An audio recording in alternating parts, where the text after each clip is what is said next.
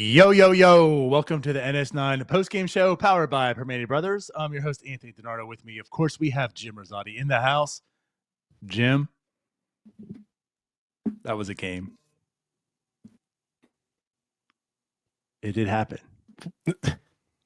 Just, that was awful. This is going to be excruciating. Just having to relive this game for just however long we decide to talk about it tonight. Yeah. Paul Skenes takes the mound. Freddy Peralta takes the mound. We talked about this on Bucko Brew. If you like pitching matchups, like this is a good one. Brewers are good. We don't know how many they're going to, like, if the Pirates are going to win any games here, but this is a good pitching matchup. And Ryan, with the FanDuel Ryan lock of the day, takes the Brewers money line. Betting against Paul Skenes. I don't know. Well, turns out that was very smart. Paul Skenes give up his first inning run as well this game. And from that point on, it just spiraled out. Everybody was bad. They lost 14-0. Was it 14? I mean, everybody was bad. This game sucked. This game was so terrible. I don't know why I continue to subject myself to watching this team. If it weren't for me having to do this show tonight, there are a million other things that I could have done other than watch this team. This was one of the least enjoyable experiences of my life. One of the least enjoyable experiences. Thanks to Michael. He says this team has quit. Don Kelly needs to go along with Williams and Sherrington. Time to clean house. I mean, I think at this point, I mean, let's face it. Don Kelly has done a better job than Derek Shelton, but it still hasn't been good. And they're now sitting here on August 12th, 29 games under 500. They're 17-41 away from Pittsburgh. And you just saw them get absolutely outclassed, embarrassed, outplayed by a team that they should match up pretty fairly well with, all things considered. Like Milwaukee's small market, just like Pittsburgh. And it's just, they just prove time and time again that they're on a completely other level than the Pirates. Like, it's like they're not even playing the same sport at this point. The Brewers and Pirates are playing different games. It's like they're not even playing the same sport at this rate. The Brewers lead the league in wins. And they're doing it in ways, we were talking about this, they're doing this in ways that the Pirates have access to do. That they have the same exact resources. Yet time and time again, we're here watching this Brewers team just completely embarrass the Pirates. It is rough, man. It's absolutely rough. And I know, like, the Brewers series just, it makes it more rough on so many levels. It's the Brewers. It's the division. The Pirates just historically have been awful in Milwaukee. But then the whole Corn Ferry situation, right? We understand the GM situation. We need to go down that path again. But it's just like, this just 14-0. And like you said, every single person looked awful. Everybody and every aspect of this game, offensively, obviously, was bad. They were shut out, 0 runs. The pitching wise, obviously, was bad. They gave up 14 runs. And that starts with Paul Skenes. Like, Paul Skenes is a very good pitcher. You can argue if he's the greatest pitcher on the planet. Regardless, he's a very good pitcher. And deservingly so, he gets a lot of praise from us and a lot of backing. Today was a bad start. Today, Paul did not look good at all. I should say like at all, but like this is probably one of the worst Paul Skenes has looked in his professional career. Was it a good start by him? And then it just snowballed after that through, again, like the pitching side. Defensively, just completely awful. I think O'Neill Cruz is probably in concussion protocol. Like on that collision with Sawinski, I know there's a lot of people like he poked his eye. I think he has a concussion. You and I live watching it, I think we both said, I think he's concussed. Yeah, you could tell. I mean, and again, just so many terrible things. Skenes was off. Had no command of his pitches today. Throwing the ball all over the place. You look at his chart where these pitches ended up. He was just it was probably the worst I've seen him look as a pro. And couple that with, everyone looked awful. Tommy Pham drops a fly ball. Jack Sawinski dives at a ball 10 feet away from him while O'Neill Cruz is going all out for it and hits Cruz in the head as they both collide into each other in left center field. Nick Gonzalez lets a ball get through the infield when he just needed to stop it. And Nick Gonzalez drops a ball at second base that would have been a sure double play. And it's just, there were just so many things that went bad today.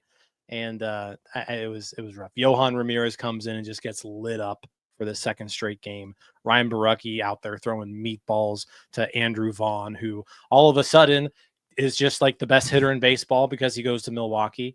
Right. Jared Triolo's out there pitching in the eighth inning just to finish this game off because every pitcher for this entire month has been taxed and has been terrible in the bullpen. Dennis Santana, scoreless inning for Dennis Santana. Thank you. Dennis Santana finally gets some work in because this team hasn't been able to get him out on the mound. But my God, this offense was pathetic tonight. The defense pathetic, pitching pathetic. And like I said, I'm not going to harp on Paul Skenes. He's allowed to have a dud every now and then. Like, and even his dud, he gave up 4 runs. Like, let's just call it like it is. A 4-run start by a starting pitcher shouldn't just completely end your game. He still at least like labored his way through 4 innings to give up 4 runs. It wasn't a good start, but again, you're going to have that. But just no one else on this team picked him up in any form or fashion. 4 hits, one of them against a position player. Over 3 runners in scoring position. It's not like they had very many chances. It was a terrible baseball game by a terrible team. It was a terrible viewing experience. This game sucked. I think you just did the post-game show. I think we're good. You took it. You got it, Jim. We're good now. I mean, I don't know what else to really say. Obviously, Don Kelly gets ejected. Yes. The umpire was certainly calling that. It was going... I object and say it was going both sides. Now, it was in favor of Milwaukee, but also, like, who cares? It doesn't matter. Did that matter? Did any of that change anything? And again, like the big thing too was like you mentioned with Paul Skenes. Like, yeah, I mean, this is the worst that we're seeing of Paul Skenes. Now, theoretically, technically speaking, 5 runs against the Cardinals is the most he's given up in a game. 5 earned. He's given up 4, I think, 3 now, maybe 4 times in his career. But the thing is, he labored through. He only lasted 4 innings. Like, you're not beating the narrative of like you can't go deep. He looked really bad today for Paul Skenes. But you are also correct that he went 4 innings. That's not good. It's already a taxed bullpen, but it also was 4 runs. No offense. Like if Freddy Peralta did that today, I don't think Milwaukee's going back in the bullpen, when that 4th inning's over and saying, well, guys, who's pitching tomorrow? Maybe we can get them then. They're coming back and saying, I mean, it's guys, it's 4 runs. Like, let's just go score 5. We have faith in our guys. We have faith in our bullpen coming out. Like, let's just go score 5 runs. But that's not how it is with the Pirates.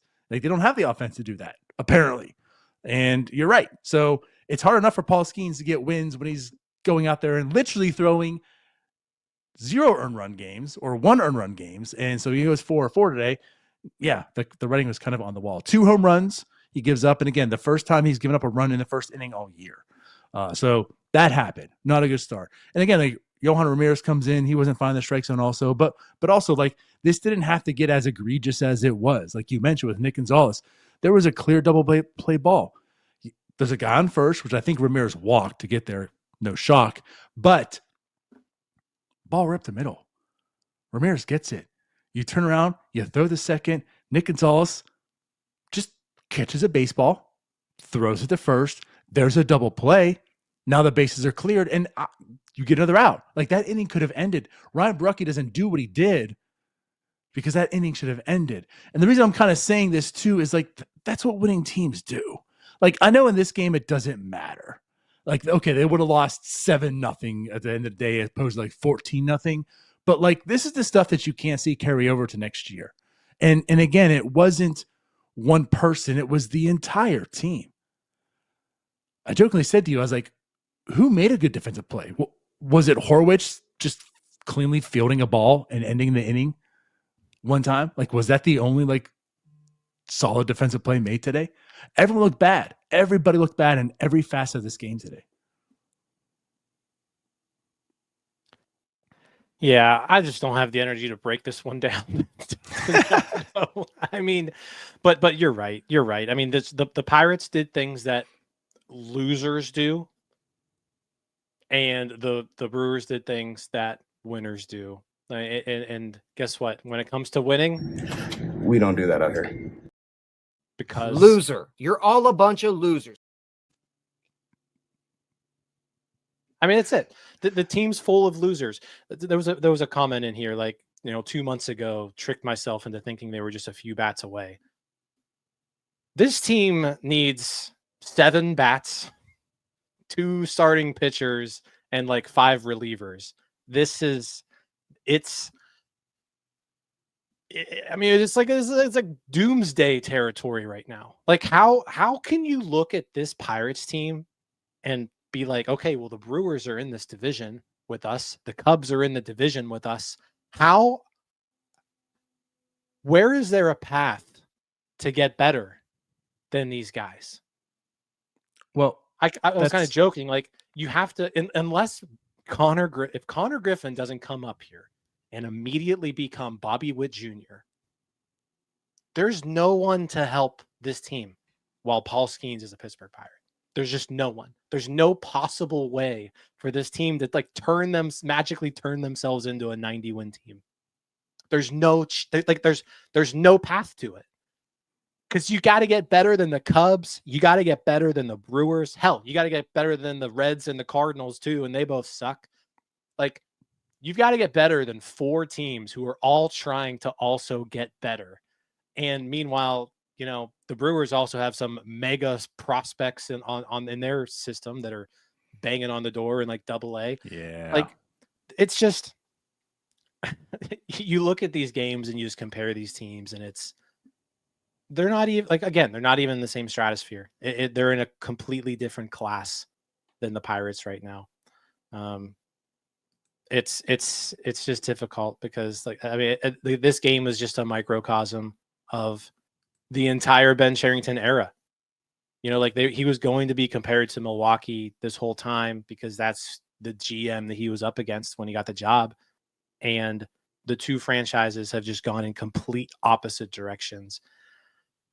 And yeah, it's a shame. It's a shame. Yep. And I do want to talk about O'Neill Cruz a little bit, I guess. Well, here we go. And yeah. Michael, another $5 super chat. Michael says, look at Major League regression of O'Neill Cruz, guys. He's now 6 for his last 59 at bats, a 102 average. People should be fired for that alone. No development. And yeah, like you put out the graphic the other day, just how awful he's been for the past 2 months. And I know you talked about it here as well, but it's crazy. Like, again, like the regression from O'Neill Cruz. The regression, but also if he truly does have a concussion, he's out for an extended period of time. I know this season's over. There's nothing to play for, but you do really want to see O'Neill Cruz finish this season strong so you can feel good about him going into next year. If he's out for an extended period, there's no one to call up and play. O'Neill Cruz went out of the game. So what did they do? They put Jack Sawinski in at center field. They moved Like, is this what we're about to lost see on for a another foul prolonged ball or period of time? foul Like, ball, hit are we ball. going to start seeing? We're going to start seeing a Jack Sawinski, Alexander Canario platoon in center field, and that's just going to make me want to throw up constantly over and over again every night. Like, it's bleak. It's bleak. If Cruz is out, I mean, I know he's having a really rough time right now, but he's still the second highest slugging on the team. He's like one of the only players on this team with an on-base percentage over 300. He leads the league in stolen bases. And John says Billy Cook's on the IL. His season's over. IL. Like he's on the 60-day IL. Like this, there's nobody to help them. There's nobody on the way. And it's just these last 2 months of this season, man, it's going to be excruciating, because since the trade deadline, when they got rid of their bullpen, like got rid of some of those bullpen arms, this bullpen is a disaster right now, a complete disaster. And you're starting to see some of these starters break down. Like Andrew Heaney shouldn't pitch again. Give me Braxton Ashcraft and give me Hunter Barco. Give me Carmen Majinski for extended innings. Give me more Mike Burrows. Like, give me these guys. But like, they're also going to go through some bumps for these 2 months. It's a shame, because like these last 2 months, it's going to be rough. It's going to be real rough. Well, I was going to say here too. I mean, but think about Billy Cook too. Like, it's just wild that like you're not going to see him at all this year either. Like, you made a trade for him last deadline, and he got a taste of the major leagues last year because you wanted to get him some major league experience. Because like, hey, like 2026 is going to be a year of competing and whatnot, right? And like you mentioned, he's on the IL. Like he's not going to see the major leagues this year either. It's just wild that like you're making like Nick York. Where's Nick York? Where's Devaney? Devaney hits his 20th home run today. I don't know, but like you talk about, like we're talking solely on center field because Cruz is injured, and that was kind of the worry. I mean, I was talking about this at the offseason, like who is the backup center fielder? Like that was one of my worries. Now, it turns out we didn't really have to worry about it because you're not really competing for anything. But it's like, who is the backup center fielder? Who do you trust? And we said, I guess maybe Reynolds. We didn't really trust Swinsky to be up here. He's up here now. So like maybe it's him, Canario. Those weren't two guys you're talking about. And like it's Bay or Billy Cook. Like the system wasn't deep with actual like center fielders. And like the crazy thing about this is there's no one that you want to see come up that it's like, hey, let the kid play. Now here's an opportunity. It's just more of, well, these guys aren't it, but they have to have this opportunity to play. You know, so yeah, like if he's out for an extended period of time, I'm sure it's going to be like Sawinski and Canario. I guess maybe that does open up a spot for maybe this is Nick York's opportunity. Maybe we'll start seeing left field a bit because of it. Maybe. But I also just want to say here, like anyone other than Cruz, as a comment here, like guys, Cruz has been playing better. Cruz, he still has those moments. I get it. He's been playing much better defensively, and he's been doing a lot of things that guys can't do. I'm not here saying Cruz is a Gold Glover. I'm not here saying Cruz is good in center field, but I have maybe he's outside the best of outfielder on the team, and it's really not close. Outside of as Cook, bad as he's been. Yeah, I'll say like in the system probably right now, like outside of Billy Cook and Connor Griffin, he's your top 3 outfielder in the entire system. Like it's not anyone other than Cruz, by all means, because again, like, okay, fine. Find out and see with Jack Swinsky. Find out and see with Canario. It ain't going to be pretty. It hasn't been pretty. I don't want to see any more of any of those guys. I don't want to see any more Jack Swinsky. I don't want to see any more Alexander Canario. I don't understand why Cam Devaney just hit his 20th home run in AAA, and we're sitting here watching Jared Triolo get everyday at bats at shortstop. Like I don't understand what this team is doing. I think I know what Ben Cherington's doing, and I think he's just trying to save his job. But it's like, bro, the guys you're putting out there are terrible. Like, try some new people. We have no idea what Cam Devaney can do. Does Cam Devaney probably stink? Yeah. But guess what? Jared Triolo definitely stinks. Like, he just can't hit. He can't hit at all. Jack Sawinski can't hit at the major league level. So Why don't we just try something else? Nick York, who you acquired at the deadline for a pitcher who's now pitching on the team that just beat you 14-0 and leads them and wins. The guy that you just traded for, Nick York, he's in AAA. Like, I know he's not lighting the world on fire, but Jack Sawinski has a 493 OPS. Like, I know I keep like I don't want to say it can't get worse because like it could always get worse, but like it's hard to get too much worse than a 493 OPS. So it's like, just try it. Try something new. Why are we doing the same thing? Why is Jared Triolo getting every day at bats in August of 2025 when there are other options on the 40-man roster that, like, let's see them. Let's see these other guys. And I think that's part of it. Like you said, like it can't get much worse, but like, let's find out if it does get worse with someone who could be the solution. I don't know if Nick York's the solution. I'm not out here trusting it. I don't know if Devaney's the solution. I'm not here trusting it. But like, I'd rather say, hey, you know what? Now it's September 30th and Cam Devaney has a 397 OPS. It ain't the solution. Then not having him play, you know, like you made the trade for another old player, kind of like, again, the Billy Cook situation. Like you made a trade for this old 28-year-old shortstop who there's something intriguing. He has a lot of power. He hits the ball hard, not real great contact, but also plays good defense. You know, at shortstop was a position of need for next year. Why not allow him to play so you can start gaining some of the information? And also, like we talk, not that he's a prospect, but we talk like, let's get him some taste of the major leagues also. Because if he is, then he at least had 2 months of like seeing major league pitching and like go into next year, maybe have some answers to that. Not IKF playing third every day. Let's get Nick York up here a little bit instead of seeing Tommy Pham out there every day. I mean, I get it. Tommy Pham's been playing well, but does he have to play at the expense of other guys that maybe you want to start seeing him play?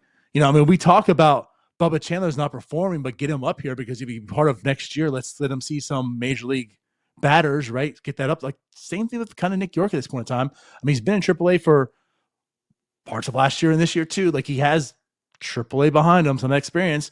I know it's not been great, but it hasn't been awful either. I mean, theoretically speaking, like the last 2 months of Nick York has been better as a player than probably like the last 2 months of Bubba Chandler. Like, do you think that's fair? Yeah, I mean, Nick York had a really bad April and May. Yeah, and it's not like he has done a little bit better. Yeah, like it's not like he's killing it down there, but he's playing well enough. You know, like it's not bad. Get him up here. Yeah, man. Yeah, Devaney. I don't get it. I don't get it. But by the way, to go back on your comment too about you think you know why Ben is doing this, which we all have agreed on. Like this is something that if he keeps the veterans, he gets that record to look better. Maybe he keeps his job. Well, Jim, since the trade deadline, they are 4-8. They're 4-8. It's not helping. Yeah, it's not helping. Like these are the same guys that they were playing to get to this point.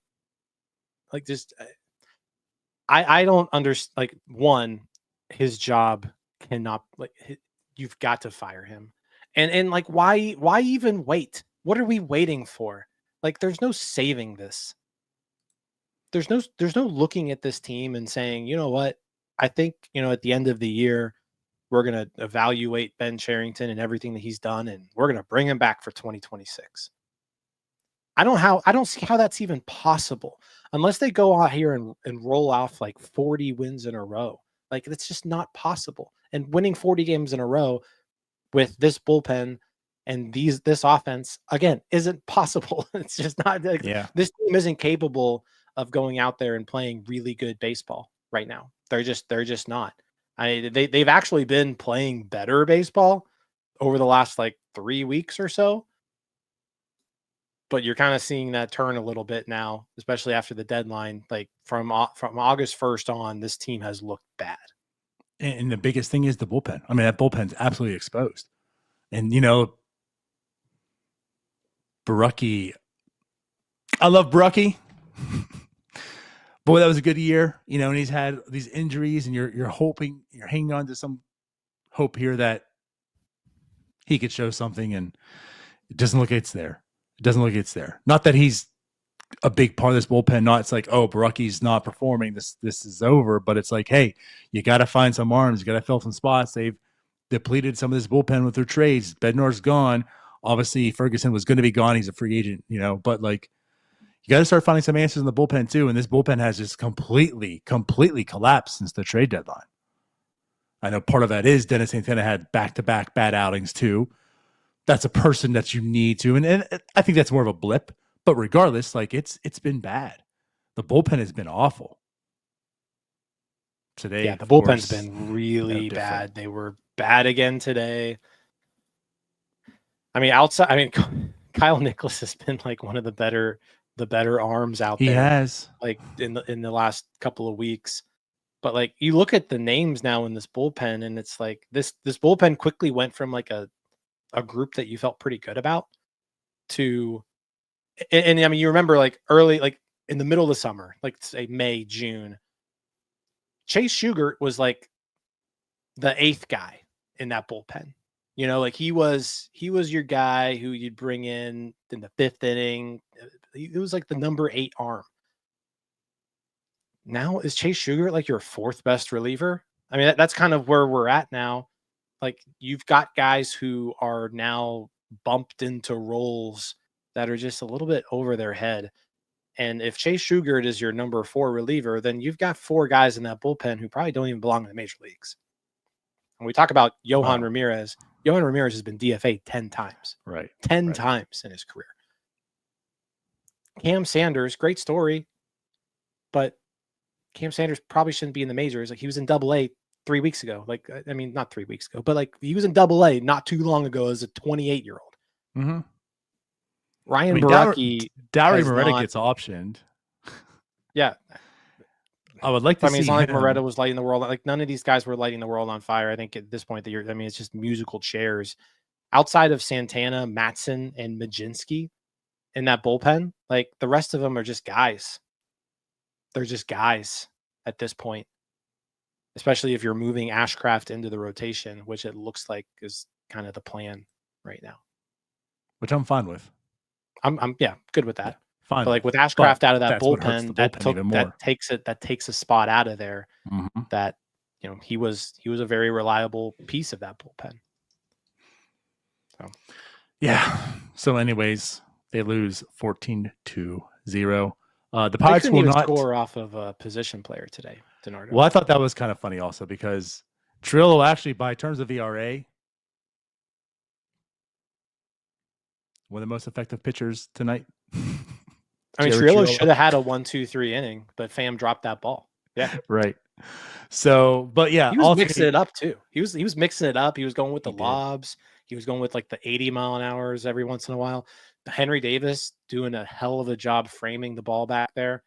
Yeah, it was.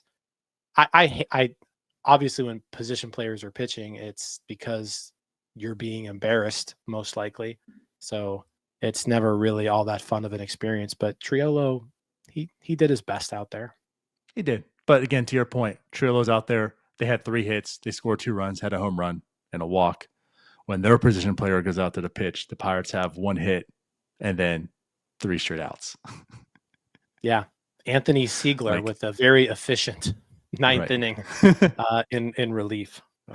Yeah. So that kind of explains the details of tonight's game. Their position player shut the Pirates down. Anyhow, that's pretty much it, right? Well, I think the biggest storyline right now is there's a Discord user, R03, who at the beginning of this series said that if the Pirates get swept, he was going to eat a parrot, a live parrot. And he was going to live stream this. So I think right now this is the biggest storyline going on in baseball, maybe. So if the Pirates lose tomorrow, which I'm sure, probably not looking great. But if the Pirates lose tomorrow, I don't know. I feel like we got to hold this guy. You can't just go out there and say something like, I'm going to eat a parrot and then, go back on your word. You need to, if the Pirates lose tomorrow, he's got to go through with it. I wasn't aware of this. And I fully believe the Pirates are going to lose tomorrow. So I think he has to eat a parrot. Yeah. I mean, and also like, has to eat a parrot. We just lost somebody. I don't know. Like in the spirit, in honor of Ozzy Osbourne, he has to eat the parrot. Yeah, and I don't know why.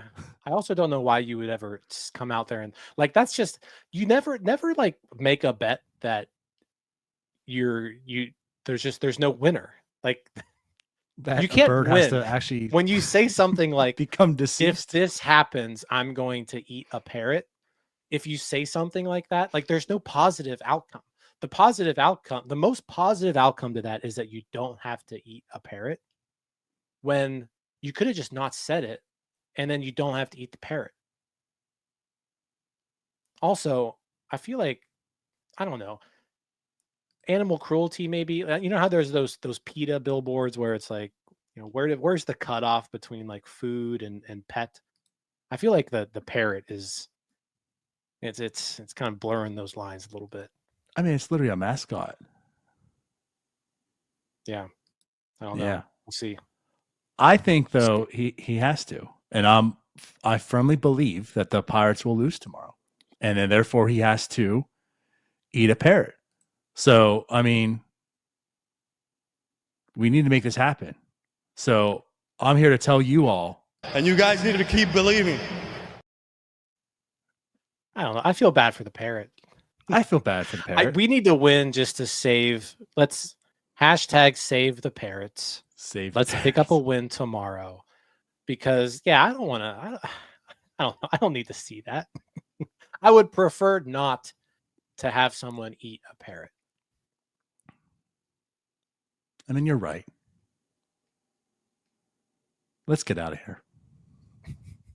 Anyways, if you want to continue betting against the Pirates, yes, FanDuel has you covered. So yeah, have fun. I think the power is in Ryan's hands, as a matter of fact. If Ryan bets the Ryan Pirates to lose tomorrow, that might save that. That'll spare the parrot. Yeah. Power's in your hands, Ryan. Do the right thing. We'll determine tomorrow if Ryan hates animals or not. Got to win tomorrow. We need to save the parrots. All right. Let's get out of here. There's no reason for you to like and subscribe after this, but if you want to and you choose to, we do appreciate it. If you've unsubscribed now, also we understand. We get it. But no, we love you all. We appreciate you all as always. We'll be back again tomorrow, hopefully with no parrots being eaten alive. But we'll see you then. So we're out. Bye-bye.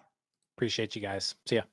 All right, that wraps up this episode of North Shore 9. Thanks so much for tuning in, whether you're listening on the podcast or catching us on YouTube.